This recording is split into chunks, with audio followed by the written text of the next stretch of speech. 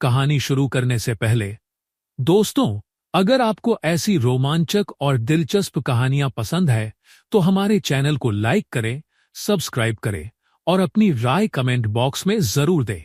आपकी पसंद और सुझाव हमारे लिए बहुत अनमोल है। चलिए अब कहानी का सफर शुरू करते हैं।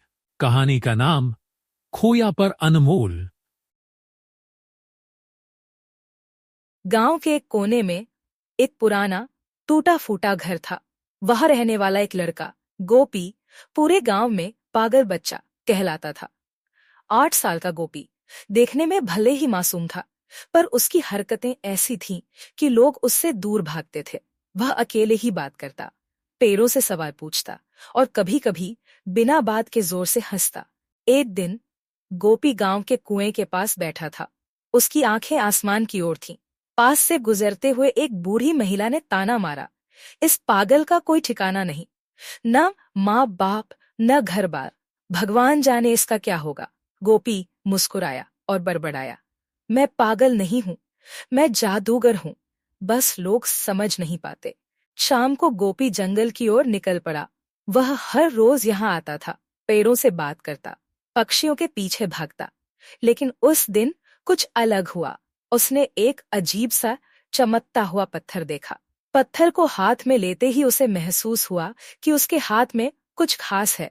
क्या तुम मुझसे बात कर सकते हो? गोपी ने पत्थर से पूछा। अचानक पत्थर से एक हल्की आवाज आई, हाँ गोपी, मैं तुम्हारी मदद करने आया हूँ। गोपी चौंका, तुम्हें मेरा नाम कैसे पता? आवाज ने उत्तर दिया, मैं सब जानता हूँ, तुम अकेले नहीं हो गोपी, तुम्हारे अंदर एक अनोखी ताकत है, पर इसे समझने के लिए तुम्हें हिम्मत दिखानी होगी। गोपी ने पत्थर को अपने पास रख लिया और जंगल के अंदर चल दिया। रात हो चुकी थी। गोपी को जंगल में हल्की हल्की रोशनी दिखी। वह रोशनी की ओर बढ़ा।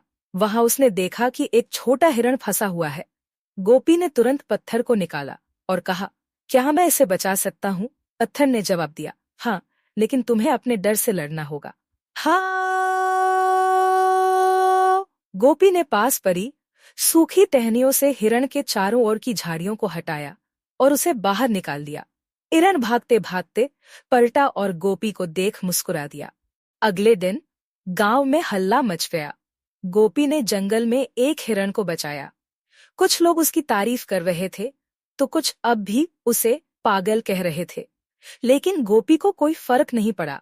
हर दिन गोपी और पत्थर के बीच एक नई कहानी बनती। कभी वह गांव के बच्चों के लिए कुछ खास करता तो कभी बूढ़ी महिलाओं की मदद करता। धीरे धीरे लोग समझने लगे कि गोपी पागल नहीं है, वह बस अलग है। एक दिन पत्थर अचानक गायब हो गया। गोपी ने उसे ढूंढा, लेकिन वह कहीं नहीं मिला। तब उसे समझ आया कि जादू पत्थर में नहीं, बल्कि उसकी अपनी सोच और हिम्मत में था। कहानी खोया पर अनमोल और मिनटों में बदलती तकदीर दोनों ही हमें एक गहरी सीख देती हैं कि ताकत को पहचाने। असली जादू या ताकत किसी बाहरी चीज में नहीं, बल्कि हमारे भीतर छिपी होती है।